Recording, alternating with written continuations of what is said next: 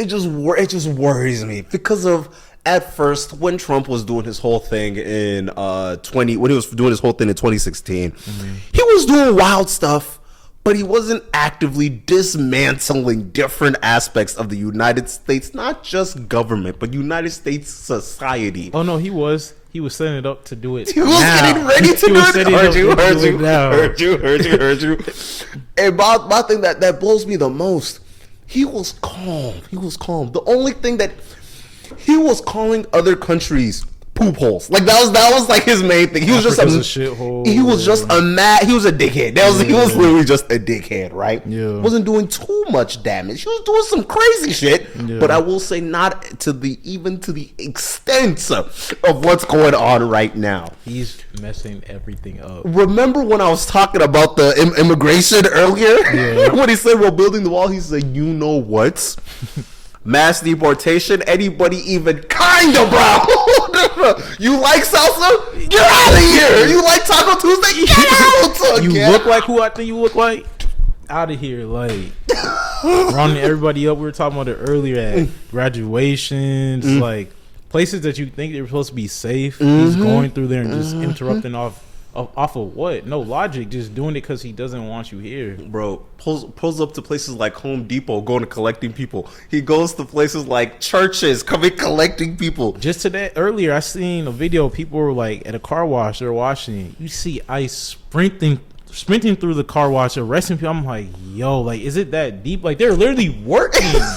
They're literally working. And the thing about it that blows me the most, if you look at the numbers, immigrants are more likely to be patriotic than people that are born here. They're more likely to like this here country than your own Jimmy and Bob that was born here. Exactly. And guess what? They are still paying taxes. They don't get Social Security. They're out here working the jobs that you wouldn't dream of. Even your children working, you wouldn't dream of it. They help boost the economy. They're here excited to do that type of job. Yeah. And just for the chance to have the American dream, and you're telling me those guys need to be out of here? They need to go do it the right way, and you're out here collecting them at the courthouse trying to do it the right way?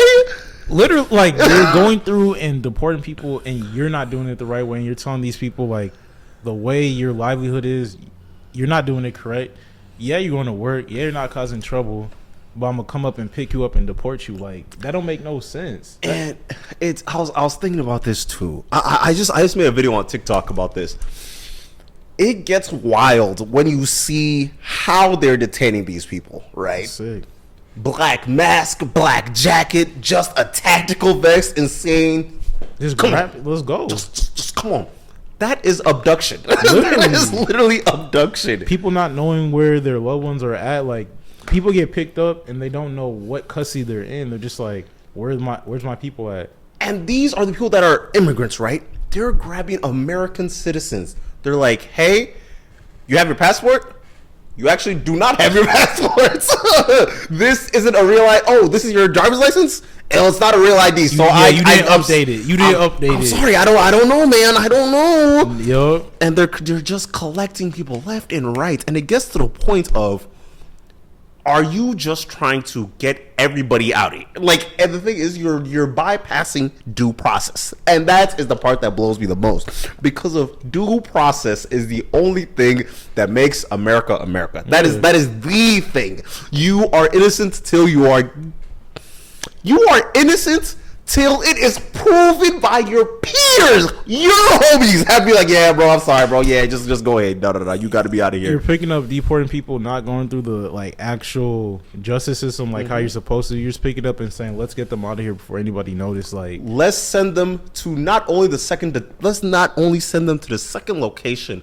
Let's send them to another country that they're not even from, in the worst prison. Like, it's crazy, bro. This crowded cage is what it looks like. And imagine you get deported and you're actually a citizen too. Like, they have been getting citizens. Like, you sitting in the worst prison possible, and you were like, imagine having to call your boss about this too. Like, hey man, I'm across the world right now. I don't know. Even make it. Like, it's really sad. Like, it's insane because he's going to try to stretch it to all groups of people. And my whole thing is the fact that it's pick anybody that looks like they could be an immigrant. What looks like an immigrant? What are we?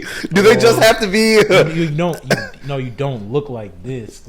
You don't look like this. So I'm sorry. Like, if you're Mexican, you better look like Ronaldo, bro. I don't know what to tell you. I do not want to tell you, baby. I don't know what to tell you. Because it's insane. Obviously, like, I'm Liberian, and my parents, like, they migrated from Liberia to America after the war. And it's like, I remember as a kid helping them through, like, their citizenship test, and, like, with the questions and, like, preparing them to get their citizenship. It's just crazy to think during that time they could have been under threat of just being, like, they really could still be under threat today of being deported back, even though they're citizens. It's like, these are scary times that people are living in, where they just don't know if their family members are going to get picked up off of nothing, like going to work. Imagine your mom goes to work and you get a call that she's deported. It's like, that's a lot of strain on you. What does that even? That's another thing. That is another thing. What does that even mean? You're deporting me. Deporting me to where? Where are you sending me? Yeah, because there's cases where people are getting sent back to their own country, right? Yeah. And their country's like, they're not a citizen. They were born in Los Angeles. Yeah. What are you doing? You're just like picking them up. And the Trump is like, well, you're not sending them back here. They're not coming back here. They're not coming here. Their last name says they're not from here. Their last name says they're not from here. Ramos. When I was younger, you know the ESL program, right? They put me in ESL because they said I spoke a language, right? Mind you, they made up, I swear to God, they made up a language that is not even a dialect in Liberia. My parents looked at the sheet like, what is this? He's speaking English as clear as the kids next to him. What are you talking about? They said, no, he just had to test out. That same logic is being applied to this whole thing. You look like an immigrant, you're out of here. You sound like an immigrant, you out of here. Your name is an immigrant, you out of here. It's like they're just making it up to do what they want. It's insane. You were lucky because you could test out. Yeah. You were able to be like, you don't know, I'm better than this. I know what I'm talking about. Exactly. There is no test to prove that you're American. You can't get a court date when we deport. Why? So they come collect you? Exactly.